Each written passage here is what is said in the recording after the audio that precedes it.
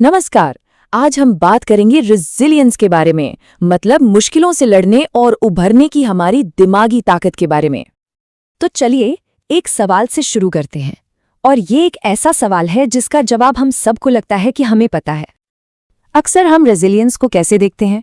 बिल्कुल एक रबर की गेंद की तरह, है ना, कि चाहे जितना भी दबाव पड़े वो वापस अपने पुराने शेप में आ ही जाती है। मतलब मुश्किलों से उभर जाना बिल्कुल वैसे ही जैसे पहले थे।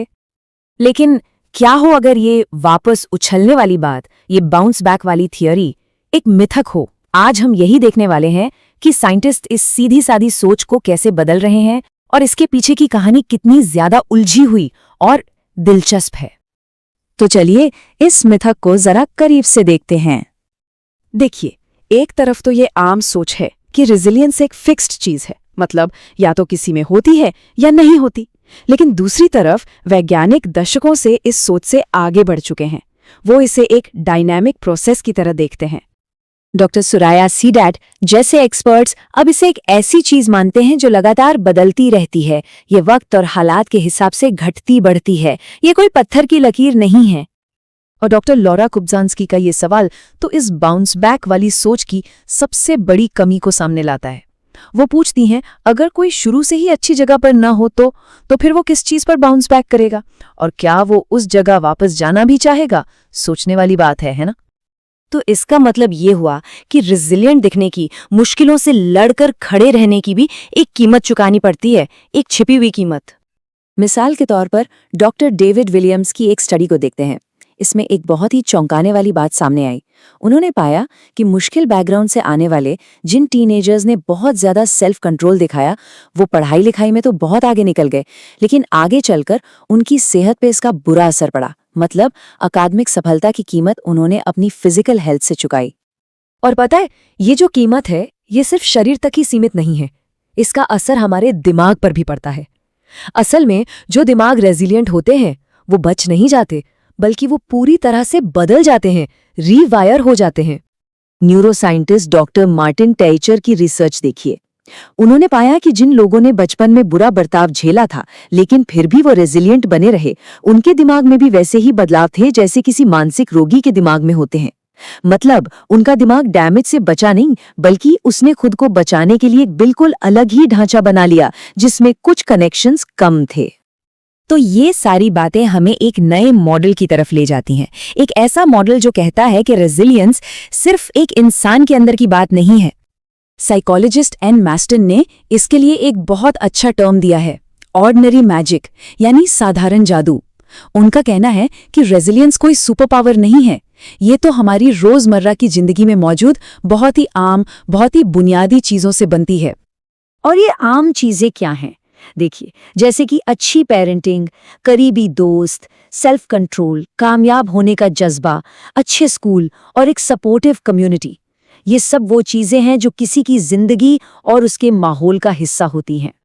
लेकिन कहानी यहीं खत्म नहीं होती। ये तो सिर्फ एक हिस्सा है। पूरी तस्वीर समझने के लिए हमें और भी बड़े लेवल पर सोचना होगा। डॉक्टर विलियम्स यूनिसेफ के डेटा का जिक्र करते हुए एक बहुत जरूरी बात बताते हैं।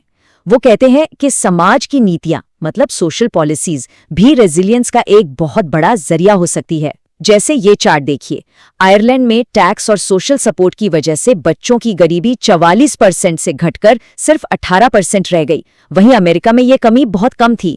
मतलब समाज का सपोर्ट सिस्टम कितना फर्क डाल सकता है।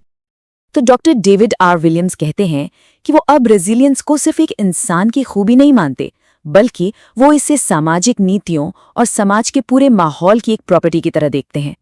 मतलब एक समाज ही अपने लोगों को ज्यादा या कम रेजिलिएंट बना सकता है।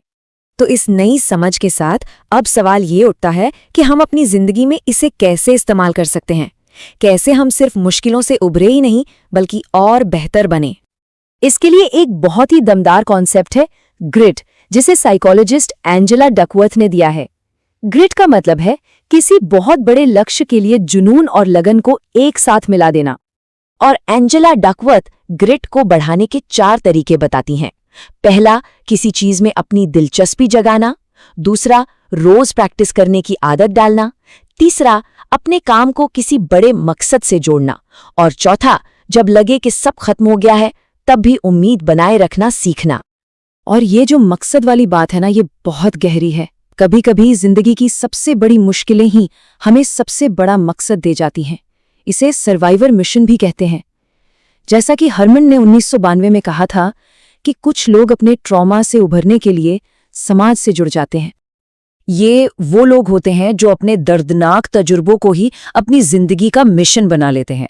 वो कहते हैं, जो मेरे साथ हुआ वो मैं किसी और के साथ नहीं होने दूंगा। और ये सोच उनके काम करने की सबसे बड़ी वजह, सबसे बड़ी प्रेरणा बन जाती है।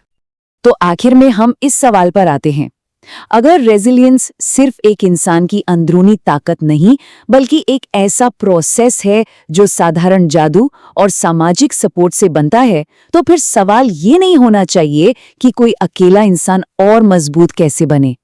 शायद असली सवाल ये है कि हम सब मिलकर ऐसे सिस्टम कैसे बनाएं जो हर किसी के लिए, हर एक के लिए रेजिलियंस को बढ़ावा दें।